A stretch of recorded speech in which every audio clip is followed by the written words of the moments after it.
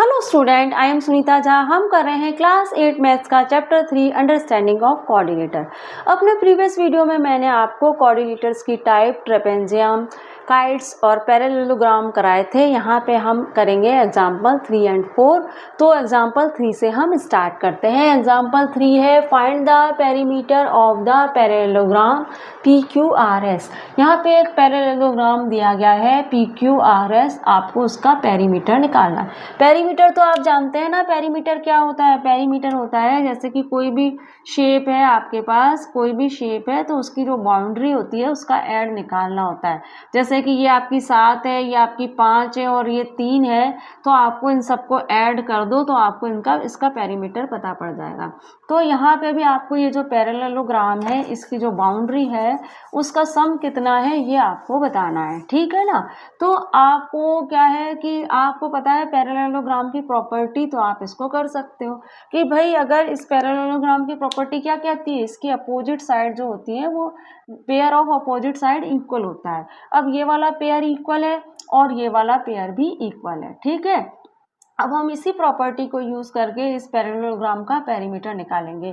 तो आप यहाँ पे किस तरह से लिखिए, in a parallelogram sum of opposite sides are equal. आप इस तरह से लिख लीजिए, इन अ पैरेललोग्राम। आप पैरेललोग्राम को इस तरह से भी लिख सकते हैं, ठीक है। In a parallelogram, bar bar spelling लिखने की जरूरत नहीं है। In a parallelogram opposite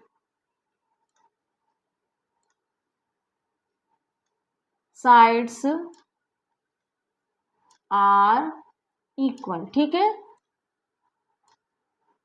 opposite side equal होती हैं पैरेललोग्राम की। देयरफॉर इसका क्या मतलब हुआ, देयरफॉर इसका मतलब ये हुआ कि जो PQ है वो इक्वल किसके है, SR के इक्वल है। PQ जो है वो SR के इक्वल है। और क्या है इसका मतलब, PQ और SR किसके इक्वल है, 12 सेंटीमीटर के इक्वल है।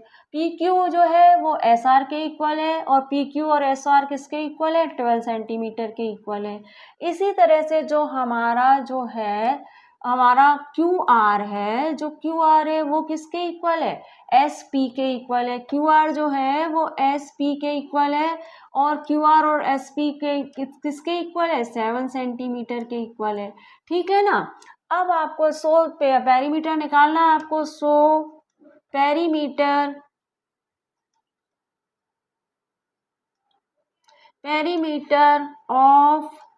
पेरीमीटर ऑफ पैरेललोग्राम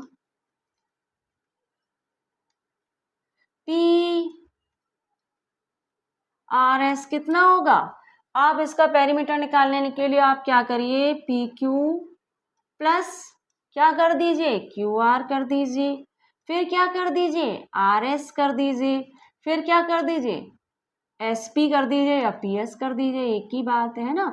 मैं SP लिखूं चाहे PS लिखूं एक ही बात है। मैंने क्या करा, PQ प्लस QR है ना, फिर प्लस RS, फिर उसके बाद क्या करा SP। ये चारों साइड इनको मैं प्लस कर रही हूँ।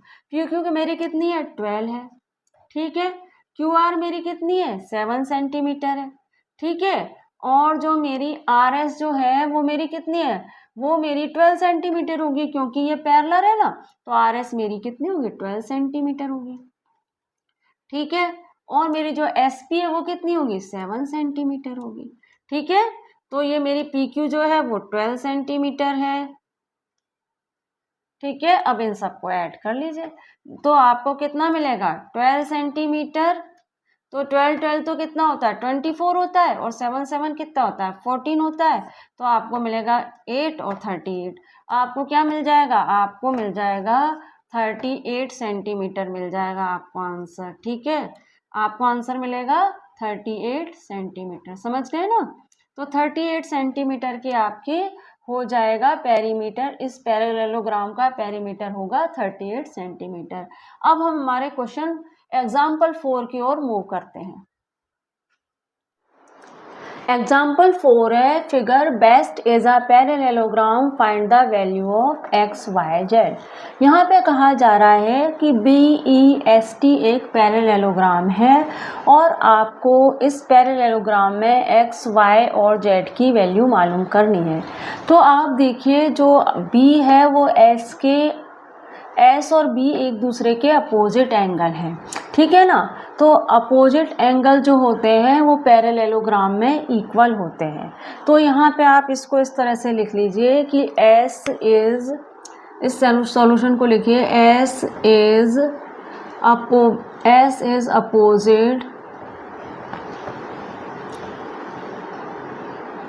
Opposite to B. जो S है वो हमारा B के अपोजिट है, ठीक है। तो X के और अपोजिट एंगल इक्वल होते हैं, तो इस हिसाब से X हमारा क्या है 100 है। और हमने यहाँ पे लिख लिया अपोजिट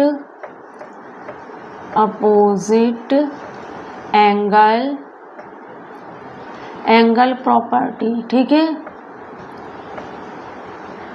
अपोजिट एंगल प्रॉपर्टी का यूज़ करके हमें पता पड़ा कि x का मतलब है 100। अब यहाँ पे कहा जा रहा है आपसे कि ये जो y है वो x के कॉरस्पॉन्डिंग है। x और y एक दूसरे के कॉरस्पॉन्डिंग एंगल हैं। कॉरस्पॉन्डिंग एंगल भी इक्वल होते हैं, ठीक है। तो कॉरस्पॉन्डिंग एंगल इक्वल होते हैं, तो उस हिसाब से क्या हुआ कि y भी 100 डिग्री हुआ। तो कॉरस्पॉन्डिंग एंगल क्या होते हैं पहले तो आप ये समझिए, फिर आपको पता पड़ेगा कि y x के इक्वल कैसे हैं।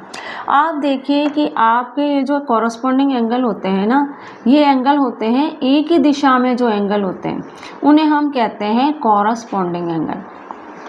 अब जैसे ये जो फिगर है इसका मुंह जो है ये एक ही दिशा में है ना, इन तीनों फिगर का मुंह एक ही दिशा में है, तो ये क्या है एक दूसरे के कॉरस्पॉन्डिंग है, ठीक है। अगर मैं इस फिगर को इस तरह से बना देती हूँ तो ये हुआ इसके इस वाले फिगर के अपोजिट।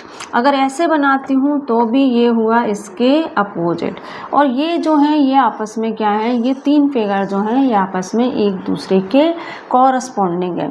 अब इसी एग्जाम्पल को आप इस तरह से समझिए कि मैं ऐसे खड़ी हूँ और मेरे पीछे कोई व्यक्ति आके खड़ा हो जाता है उसी तरीके से जिस तरीके से मैं खड़ी हूँ, तो वो मेरे कॉरस्पॉन्डिंग है।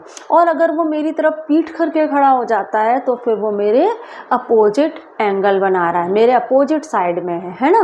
तो आप देखिए ये जो एंगल है ये क्या है, ये जो x और y जो है ये दोनों ही एंगल एक ही दिशा में है। आप देख रहे हैं ना, ये x भी इस तरह से है और y भी इस तरह से, तो ये दोनों ही एंगल एक ही दिशा में हैं, तो ये दोनों क्या है कॉरस्पॉन्डिंग एंगल है। तो यहाँ पे हम y को क्या मान सकते हैं, y को 100 मान सकते हैं, क्योंकि कॉरस्पॉन्डिंग एंगल इक्वल होते हैं। तो x अगर 100 है तो y भी 100 है।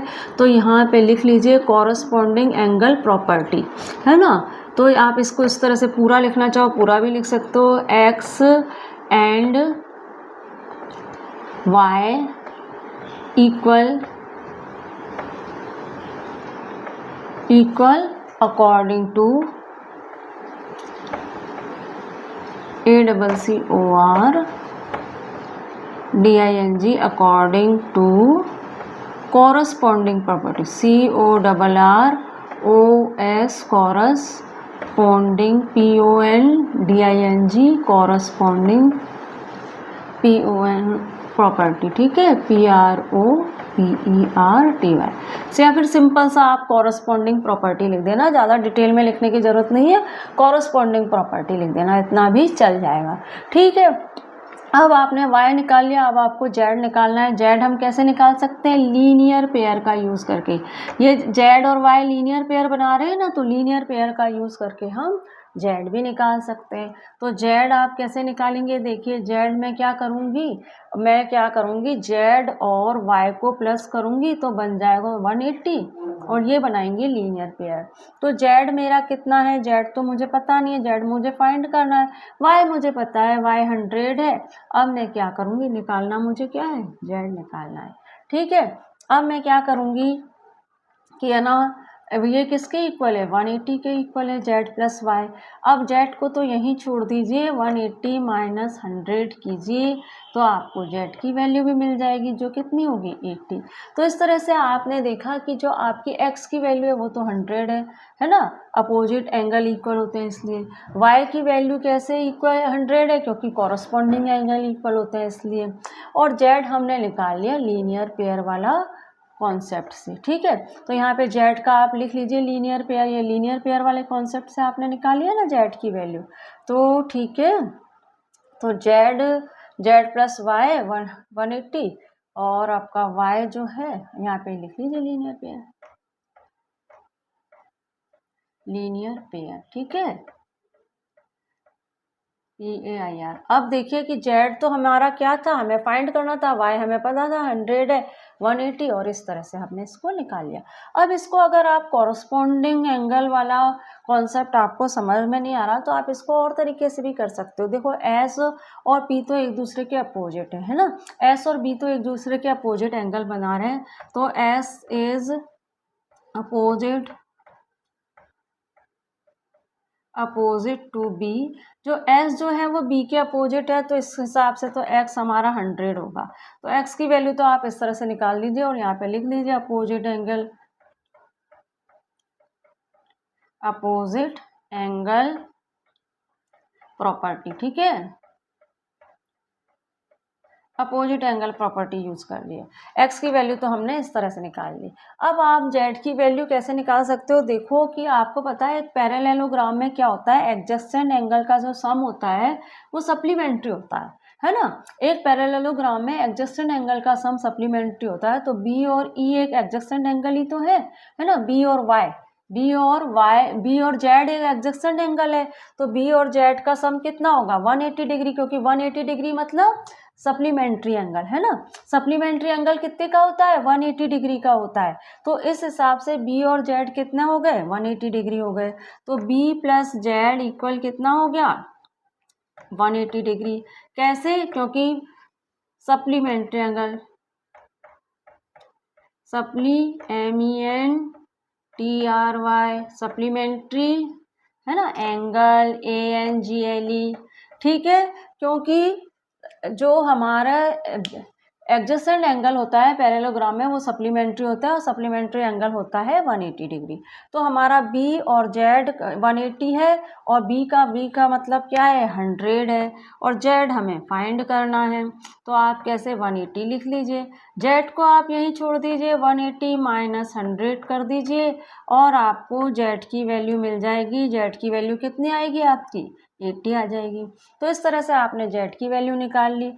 अब आपको जेड तो मिल गया 80, एक्स मिल गया 100, वाई की वैल्यू आपको निकालनी है। कैसे निकालिए, लीनियर पेयर का यूज़ करके निकाल लीजिए वाई की वैल्यू।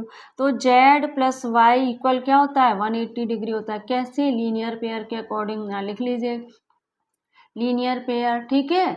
तो लीनियर पेयर के अकॉर्डिंग ये जेड प्लस वाई 180 होता है। तो आपका जेड आपने अभी फाइंड किया 80 है, वाई आपको पता नहीं है, 180 लिख लीजिए। वाई को आप यहीं छोड़िए, 180 माइनस 80 कीजिए, आपको मिल जाएगी वाई की वैल्यू, जो कितनी होगी, 100 होगी।